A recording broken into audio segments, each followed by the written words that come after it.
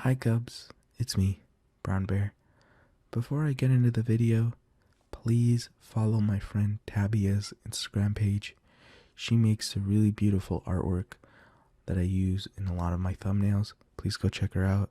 They make really wonderful art, and their tag is on the thumbnail right now and or in the description box below. Alrighty, so let's get started. Today we're going to be talking about how to deal with the crash that comes from ADHD medication. Now, this advice can also be applied to other medication for other mental health issues, but specifically it's about ADHD. But you can apply it to other facets of neurodivergence, if that makes sense. The first thing I want you to know before we even get into the kind of tips that I have, I want you to know that you shouldn't feel any guilt at all. I know that I used to feel a lot of guilt for not being able to wake up on time, feeling like there's something wrong with me. But the truth is, there's nothing wrong with me. That's just the way that our ADHD minds are wired, right? Our circadian rhythms that, control when we sleep, those are completely out of whack. And they're completely disrupted, which makes a lot of ADHD folk night owls. We kind of thrive at night. And so I want you to know that it's completely alright. It's completely normal. And the best thing that you can do, instead of fighting it, is to kind of work with it. Alrighty.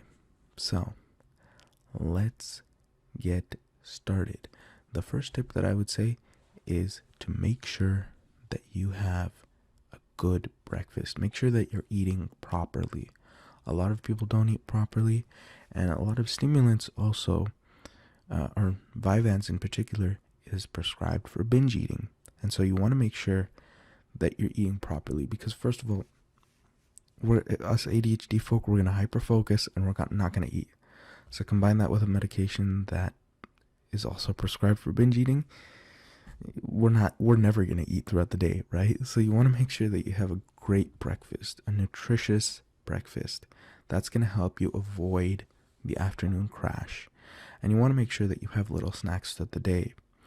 Now, for breakfast, for a simple breakfast, I would say go for cereal. I eat granola in the morning. I'm vegetarian and gluten-free, so make sure that, or I would say my breakfast is granola, milk, and then some hemp parts. Add some great vitamins in there. But I would say whatever your diet is, make sure that you get something that's simple, that's easy to make, and that's quick, because that's what we need. Something that's easy and quick in the morning. You don't want to plan to make something that's complex and elaborate, because it's going to be a whole mess. All right. So the next tip is to drink a cup of tea. Don't drink coffee, don't drink energy drinks. Caffeine screws up our bodies so much because it amplifies all of the mostly negative effects about ADHD, right? So you want to get something that has just a little bit of caffeine in it, just some light tea that will give you a little bit of boost, a little bit of pep in your step, but not too much that it's causing your other ADHD symptoms.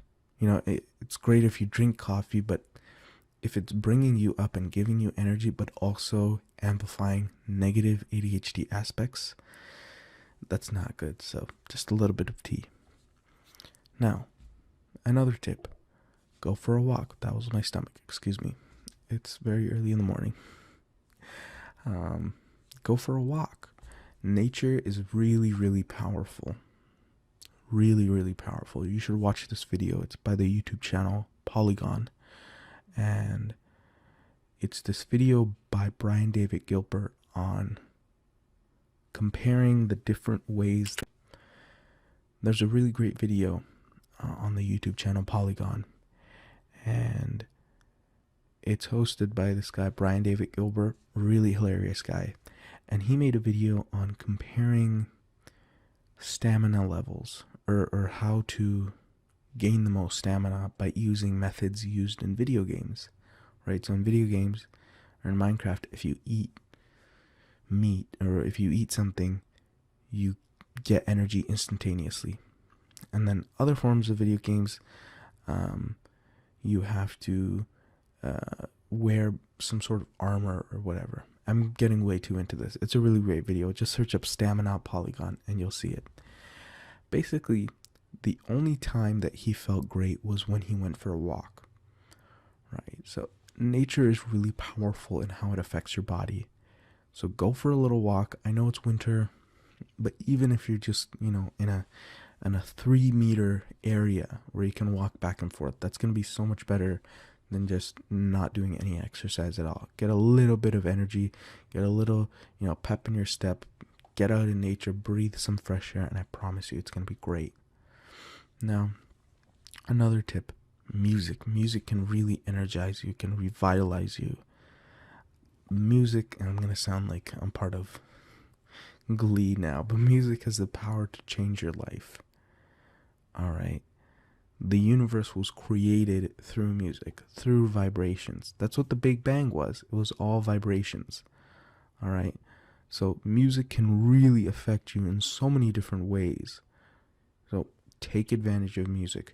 Try creating a playlist for when you want to be energized, when you want to be revitalized. I have many different playlists, both on YouTube and on Spotify, where I have, some for working out. I have some for, getting pumped up. I have some for when I want to relax. All these different playlists.